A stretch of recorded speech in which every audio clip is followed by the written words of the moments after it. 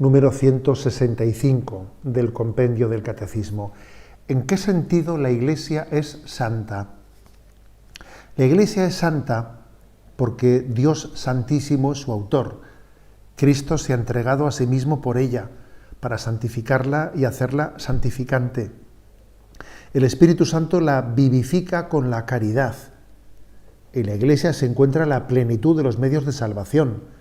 La santidad es la vocación de cada uno de sus miembros y el fin de toda su actividad. Cuenta en su seno con la Virgen María e innumerables santos como modelos e intercesores. La santidad de la Iglesia es la fuente de la santificación de sus hijos, los cuales aquí en la tierra se reconocen todos pecadores, siempre necesitados de conversión y de purificación. Bueno, la pregunta es ¿en qué sentido la Iglesia es santa? Y recuerdo, para contextualizar, que estamos en un apartado en el que estamos hablando de las notas características de la Iglesia, y decíamos que son 4, una santa, católica y apostólica. Por lo tanto, vamos con la segunda nota característica de la Iglesia es santa.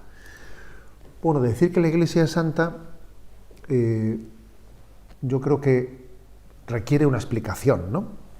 Y es que la Iglesia es más, mucho más, infinitamente más que la suma de sus miembros. A ver, si la Iglesia fuese la suma de sus miembros, entonces sería pecadora. ¿Cómo va a ser santa la Iglesia? La Iglesia, si es una congregación de pecadores, pues su suma, pues imagínate. Pero es que la Iglesia no es eso. La Iglesia es un don de Dios, que está formado por pecadores, pero por el hecho de que seamos pecadores los que la formemos, eso no invalida el don de Dios. Y esto es muy importante entenderlo. Esta es la clave.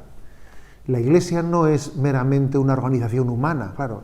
El que piense que la Iglesia es una organización meramente humana, entonces eso de que la Iglesia es santa le parece casi pues una afirmación soberbia decir eso. Pero es que no se miran al espejo, ¿o qué? Sí, nos miramos al espejo y sabemos, como el primero que os habla, que somos pecadores.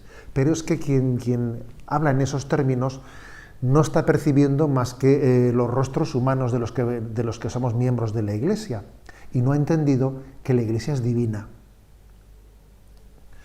Bueno, pues esta es la paradoja de la Iglesia, y lo afirmamos. La Iglesia es santa porque Dios es su creador, porque Jesucristo lava con su sangre el pecado del mundo, porque el Espíritu Santo está suscitando la caridad que es divina. Y entonces hay una paradoja, algo que es para mí la prueba de que esto es verdad, de que no solo es una frase bonita. ¿Cuál es la prueba de que la Iglesia es santa? Bueno, pues así, para mí la prueba es esta. La prueba de que la Iglesia es santa es de que es capaz de poner los medios para la santificación de las personas. Si resulta que Dios le ha dado la capacidad de ser instrumento de santificación, ¿cómo no va a ser santa la Iglesia si es instrumento para santificar? Es una prueba obvia, ¿no? Un instrumento supone, ¿no?, que es santo, el instrumento es santo para poder ser vehículo de santidad. Lo más hermoso de la Iglesia, ¿sabéis qué es? Sin duda, sus santos.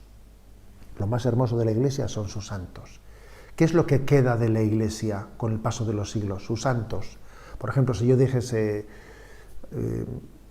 Santa Teresa de Jesús, Santa Catalina de Siena, ¿quién fue el Papa en tiempos de Santa Teresa de Jesús? ¿O quién fue el obispo de Santa Catalina de Siena? A ver, que no lo recordamos. Yo supongo que un historiador sí será capaz de recordarlo, pero nosotros no. Lo que ha quedado en la Iglesia no es el nombre del obispo, el nombre, de no ser que el obispo fuese santo, o que el obispo fuese, o que el Papa fuese santo. Entonces sí, ha pervivido su memoria. En la Iglesia lo que pervive la memoria es la santidad, porque la Iglesia está hecha, su razón de ser es la de ser fuente de santidad, la de hacer santos. Esa es la razón de ser de la Iglesia, hacer santos. Cualquier otra cosa es secundaria en la vida de la Iglesia. Todo debe de estar ordenado a esa finalidad.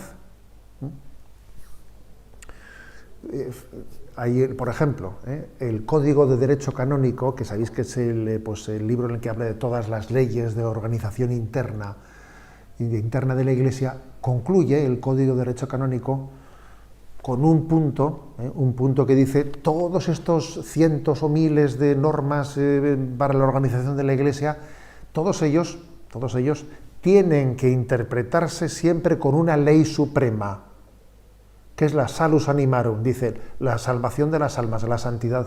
Es curioso, o sea que toda la organización de la Iglesia tiene su razón de ser por la salus animarum, o sea, por la santidad, por la salvación del hombre. A ver, ¿sabéis cuál es el momento en el que la Iglesia más goza, más disfruta, y el día de fiesta por antonomasia para la Iglesia? El día que canoniza a algunos hijos de la Iglesia, el día en que hace una ceremonia de canonización, de beatificación, que es obvio que no quiere decir que los santos sean únicamente los que han sido beatificados y canonizados, ¿no? Son inmensamente más los santos, como dice el Papa Francisco, de los de la puerta de al lado, que muchos no se percatan de su santidad, ¿no?